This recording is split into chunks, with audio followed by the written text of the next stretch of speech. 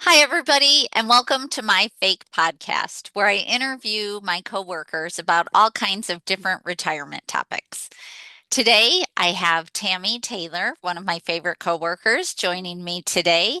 She is a licensed insurance agent, which means I lean on her for all things about insurance, but she is also a Medicare agent. I have some questions about Medicare that I'm going to ask her today. I'm not quite Medicare age yet, but something I've learned from working here is that Medicare is not super clear. It's not cut and dry. It's not an easy topic. So, Tammy, thank you for joining me today. I'm super grateful to have you here. Thanks for having me, Colleen. I'm super excited to be here as well. Okay, great.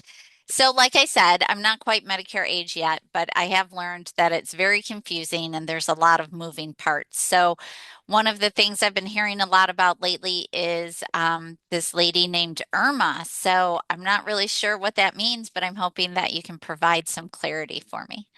Okay, sounds good. And just as you said, I always say that Medicare is clear as mud. So that's why you really have to, in a lot of cases, sit down with someone just to kind of get a better understanding of how Medicare works. But IRMAA really stands for the Income Related Monthly Adjustment Amount.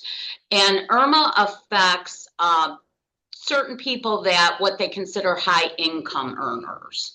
Gotcha. Okay. And so we're going to kind of go through those numbers today. And so we can, tell people what they're actually going to be paying for their IRMA. Okay. Okay. Or if they have an IRMA issue. So they would base it on MAGI, which stands for Modified Adjusted Gross Income. Correct. Okay. So if you're Maggie, first of all, Medicare is always doing a 2 year look back, Colleen. So in 2025, if you were going on Medicare, Medicare would be looking at your 2023 income. Okay. Medicare is always doing a 2 year look back. So if your income in 2023 as a single person was under $106,000, you would pay the minimum for your Part B, which is $185. You Got would it. also pay nothing additional for your Part D coverage. Your Eh, Part D coverage is your medication coverages. Okay, got it. Okay? Yep. If you're a married person and you file a joint tax return to get the lowest Part B premium, your income will have to be under $212,000. And again, if you're a married person filing separately, it's $106,000. Okay. Okay. And for 2025, that Part B premium is $185. Okay. Okay.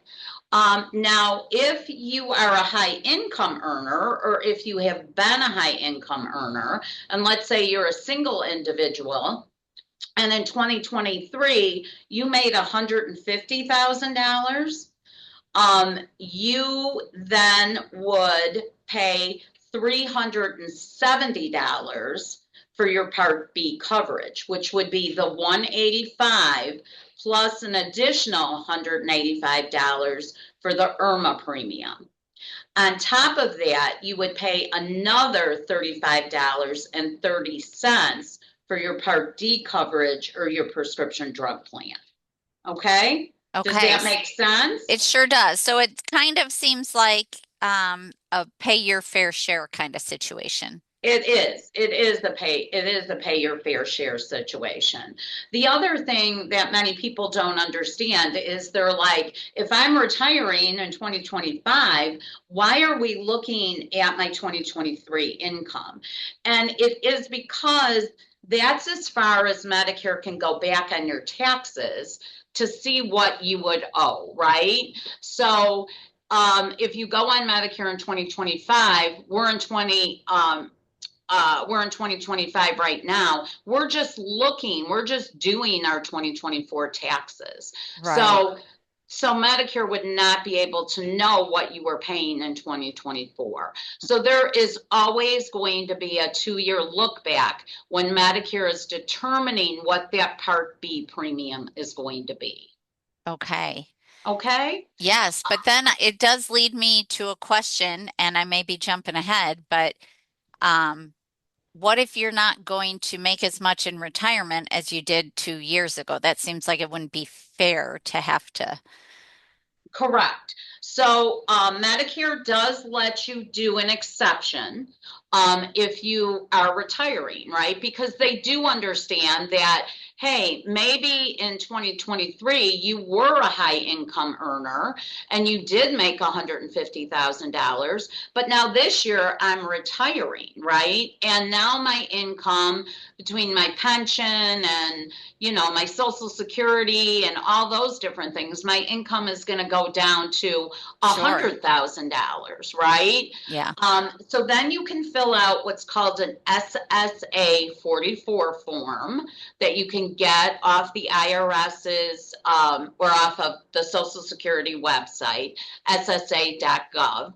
And you can fill that form out and take it to the Social Security office, and they will adjust that IRMAA premium. So then you could get an adjustment to take your IRMAA premium down to the $185. Well, And again, a good reason why to meet with someone like us here at Hammer Financial Group, because we can not fill the form out for you, but we can assist you to fill out the form, or they can even assist you to fill out the form at the Social Security office.